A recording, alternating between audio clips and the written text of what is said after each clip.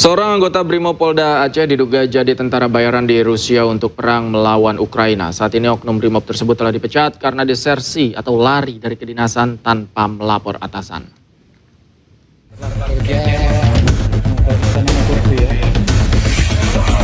Anggota Satuan Brimopolda Aceh Bribda Muhammad Rio diduga bergabung dengan tentara bayaran Rusia. Informasi tersebut dikonfirmasi Kapolda Aceh Irjen Pol Marzuki Ali Basha. Sebelum meninggalkan tugas, Rio dikabarkan telah memiliki riwayat pelanggaran kode etik profesi Polri dan disidang kode etik Polri pada Mei 2025 atas kasus perselingkuhan hingga nikah siri dengan putusan berupa mutasi dan demosi selama 2 tahun. Rio juga tercatat tak masuk kantor tanpa keterangan sejak 8 Desember 2025. Atas hal itu, Polda Aceh kemudian melakukan pencarian terhadap yang bersangkutan dan telah melayangkan surat pemanggilan sebanyak 2 kali. Pada 7 Januari 2026, Rio diketahui telah bergabung dengan Divisi Tentara Bayaran Rusia. Setelah 8 Desember, mereka sudah daftar. Tanggal 18 Desember, dia sudah 9 Desember dia buat paspor. Terus langsung beli tiket tanggal 18, tanggal 19 berangkat ke Cina, lanjut ke sana. Jadi diindikasi yang bersangkutan sudah berada di sana. Ya dari hasil itu kita memang sudah, sebenarnya kan dia sudah tidak aktif secara fisik ya, sehingga dapat hukuman sudah 3 kali lah dia KDRT keluarga. Hasil sidang diputuskan waktu itu yang bersangkutan tidak layak untuk menjadi anggota Polri lagi. Ya, rekomendasikan untuk BTDH. Baru di BTDH kira-kira berapa minggu yang lalu ya.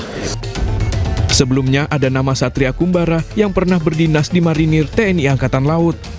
Kabar terakhir menyebut Satria sempat terluka parah saat bentrok dengan pasukan Ukraina di medan tempur. Dari Kota Banda Aceh, Taufan Mustafa, iNews melaporkan. Pemirsa, News Sore berikutnya akan ditemani rekan saya Arlista Hadi. Selamat sore, Lista. Ada informasi apa lagi di News Sore? Selamat sore, Davi dan pemirsa. Untuk selanjutnya, ini sore ada informasi mengenai hari ketiga pencarian korban pesawat di Gunung Bulu Sarong, Kabupaten Pangkep, Sulawesi Selatan kembali dilakukan meskipun cuaca ekstrim dan kabut tebal. Tim SAR tetap berupaya melaksanakan evakuasi jenazah. Selengkapnya tetaplah bersama ini sore.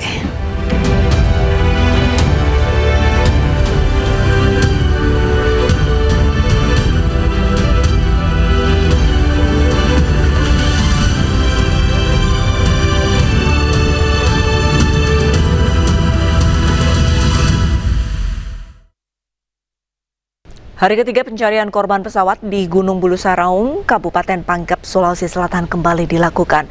Meskipun cuaca ekstrim dan kabut tebal, tim SAR tetap berupaya melaksanakan evakuasi jenazah.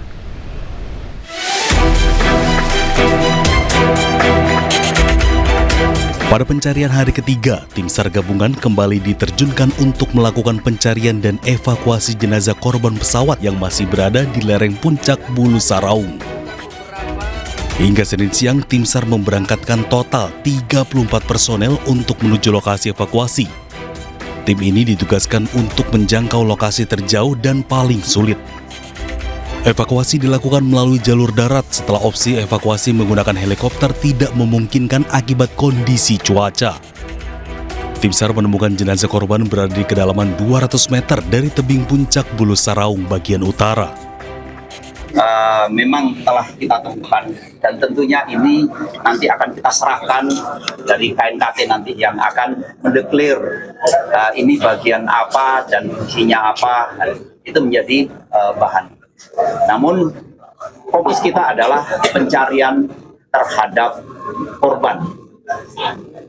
Dari tim di lapangan memang telah menemukan korban. Namun karena kondisi cuaca dan kondisi medan yang ada, evakuasi ini belum bisa kita sampai di mana rumah sakit. Hingga saat ini, tim SAR gabungan mengerahkan 935 personel dengan jumlah tim sebanyak 79 tim yang tersebar di 4 sektor pencarian. Tim SAR juga terus melakukan koordinasi dengan BMKG terkait perkembangan cuaca dan berharap cuaca kondusif agar mempermudah proses pencarian dan evakuasi korban. Dari Kabupaten Pangkep, Sulawesi Selatan, Udin Syahrudin, iNews melaporkan. Setelah 3 hari proses pencarian korban jatuhnya pesawat ATR 42500 di lereng Gunung Bulu Saraung, Kabupaten Pangkep, Sulawesi Selatan, tim SAR gabungan kembali menemukan 1 korban dalam kondisi meninggal. Korban ditemukan di tebing terjal dengan kedalaman sekitar 500 meter dari puncak Gunung Bulu Saraung. Dari hasil komunikasi kita yang terhubung secara langsung dengan teman-teman kita yang ada di lapangan. Kemarin kita sudah menemukan 1 korban. Kemudian hari ini juga telah ditemukan 1 korban. Berarti 2, Pak. Iya. Saya sampaikan bahwa untuk menentukan identitas dari korban tentunya bukan dari kita. Bapak sudah dievakuasi kedua korban ini ke posko? Yang ingin saya sampaikan saat ini sedang dalam upaya proses evakuasi. Pak, korban kedua ditemukan di mana, Pak? Posisinya bagaimana, Pak? Saya ingin sampaikan bahwa lokasi kejadian berada dalam kondisi tebing yang sangat terjal dan curam. Begitu juga dengan kedalaman, korban diperkirakan ada di kedalaman 500 meter dari puncak. 500 meter dari puncak. Ini korban kedua ya, Pak ya? Korban kedua, Pak ya? Iya. Jenis kelamin, Pak. Kemarin kan lagi, Pak. Iya. Nanti mungkin persisnya dari DVI, tapi dari informasi awal bahwa korban pertama yang kita temukan berjenis kelamin laki-laki, dan yang kedua informasi yang kita dapatkan berjenis kelamin perempuan. Dan untuk kepastiannya adalah Menteri Perhubungan menegaskan bahwa pesawat ATR 42500 yang jatuh di Gunung Bulu Saraung memiliki dokumen layak terbang. Hingga saat ini belum dapat dipastikan penyebab dari kecelakaan tersebut. Ya, layak terbang. Karena setiap pesawat yang dioperasikan syarat utamanya adalah harus layak terbang. Kami sudah memeriksa kelaikan dari dokumen kelaikan yang dimiliki oleh pesawat tersebut dan pesawat tersebut. Pemirsa, sebelumnya tim SAR berhasil menemukan puing-puing pesawat hilang yang membawa 10 penumpang di kawasan Gunung Bulu Saraung, Pangkep, Sulawesi Selatan. Petugas memperluas radius pencarian korban dengan menggunakan drone.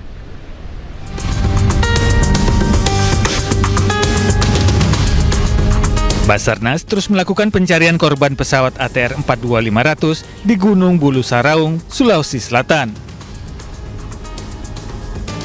Proses pencarian dilakukan di darat dan melalui pantauan udara.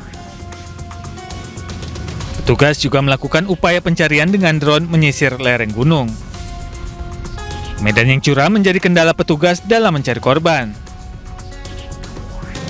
Komisi Nasional Keselamatan Transportasi KNKT Indonesia masih menyelidiki penyebab pasti kecelakaan pesawat ATR 42500 yang membawa 3 penumpang dari KKP dan 8 awak tersebut.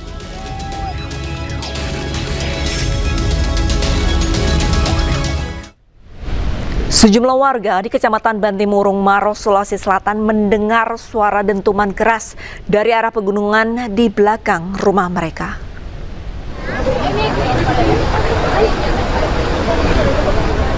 Suara dentuman sempat didengar warga yang diduga berasal dari jatuhnya pesawat ATR 42500 yang dilaporkan hilang kontak saat dalam penerbangan.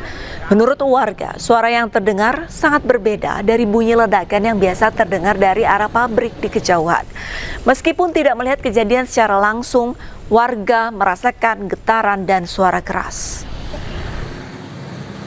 Bambu mati, pung. Ya, itu suara yang tadi ya, Bu? Ya. Tapi tahu kalau itu suara pesawat atau bagaimana, Bu? Tidak. Berapa kali kita dengar, Bu? Satu. Terhantam turunnya. Saya tidak tahu, saya ngajak ke apa itu kan. Pemirsa, kabar duka menyelimuti keluarga besar Arema FC. Asisten pelatih Kuncoro berpulang pada Minggu sore usai mengikuti agenda charity game di Stadion Gajayana, Kota Malang.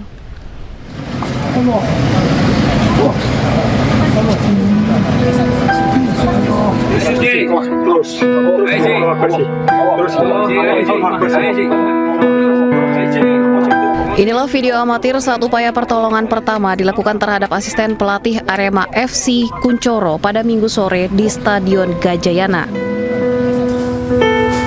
Almarhum menghembuskan nafas terakhirnya setelah sempat mendapat penanganan medis akibat kondisi darurat dan sempat dilarikan ke Rumah Sakit Saiful Anwar, Kota Malang.